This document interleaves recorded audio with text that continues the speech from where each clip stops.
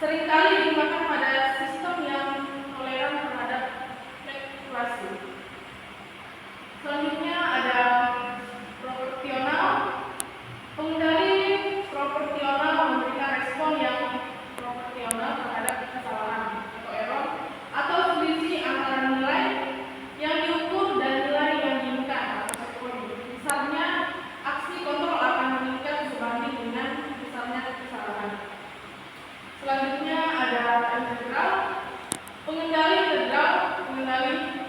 bekerja dengan menghitung akumulasi kesalahan seiring waktu dan koreksi penyimpanan secara terus-menerus sampai kesalahan menjadi nol. Ini membantu menghilangkan kesalahan jangka panjang yang tidak dapat diatasi dengan kontrol proporsional saja. Selanjutnya ada proporsional atau derivatif.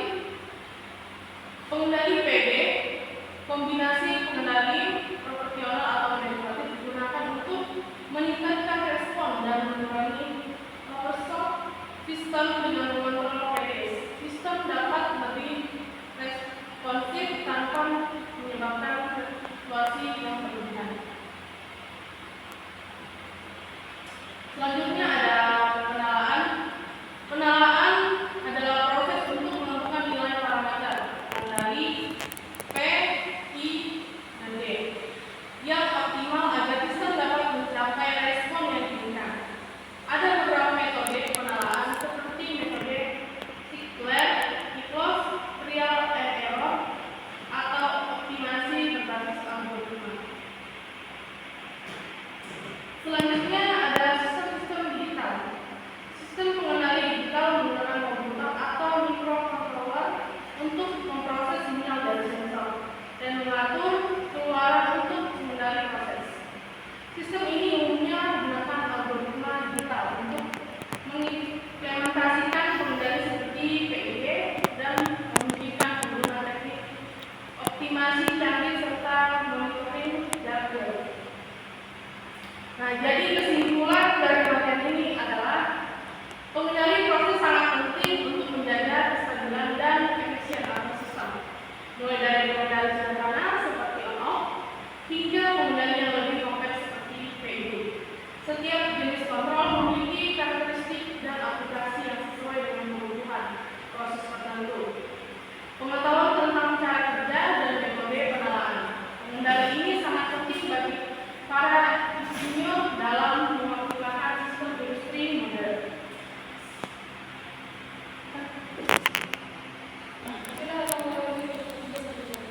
Oke. Ya, jika ada yang ingin bertanya tentang materi yang saya sudah presentasikan, saya berikan kesempatan untuk memberikan pertanyaan. Terima kasih. Saya ingin bertanya tentang apa saja jenis-jenis kontrol yang digunakan dalam sistem pengendalian proses. Terima kasih.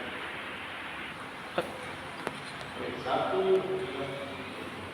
saya ingin bertanya, sini tadi ada disebutkan pengendali proporsional. Dalam situasi apa pengendali proporsional itu paling efektif digunakan? Terima kasih. Pertanyaan dari saya, apa fungsi elemen derivatif dalam pengenalan PID? Apa keunggulan sistem digital dan cara pengendalian proses dibanding sistem analog?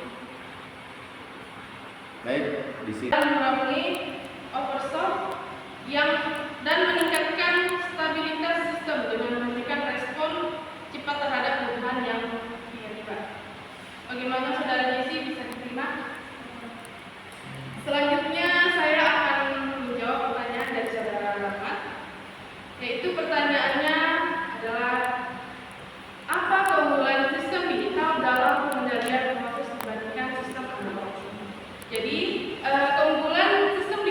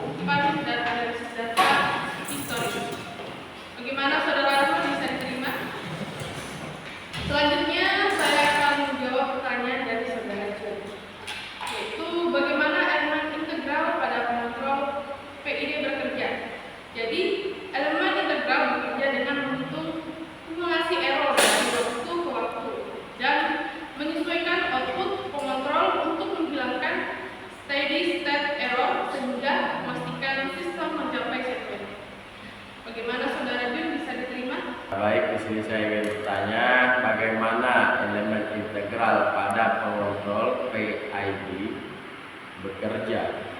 Jelaskan. Ya, terima kasih atas pertanyaan-pertanyaannya. Di sini saya akan menjawab satu persatu pertanyaan dari teman-teman. Yang pertama saya akan menjawab pertanyaan dari saudara Asrul. Jadi soalnya itu apa jenis-jenis pengontrol yang digunakan dalam sistem pengendalian proses? Nah, jadi di sini ada beberapa jenis pengontrol yang digunakan. Yang pertama itu adalah pengontrol on-off. Kedua ada pengontrol PID, proporsional, integral, dan derivatif. Ada juga pengontrol adaptif. Ada juga pengontrol quasi logik. Ada juga pengontrol model prediktif kontrol. Bagaimana saudara Asrul? Pertanyaan dari saudara Rian, yaitu pertanyaannya apa prinsip kerja pengontrol on-off? Nah, jadi pengontrol on-off itu bekerja dengan menghidupkan on atau mematikan off akuator berdasarkan. Ya, di sini saya akan menjawab pertanyaan dari saudara Rian, yaitu dalam situasi apa pengendali proporsional paling efektif digunakan. Jadi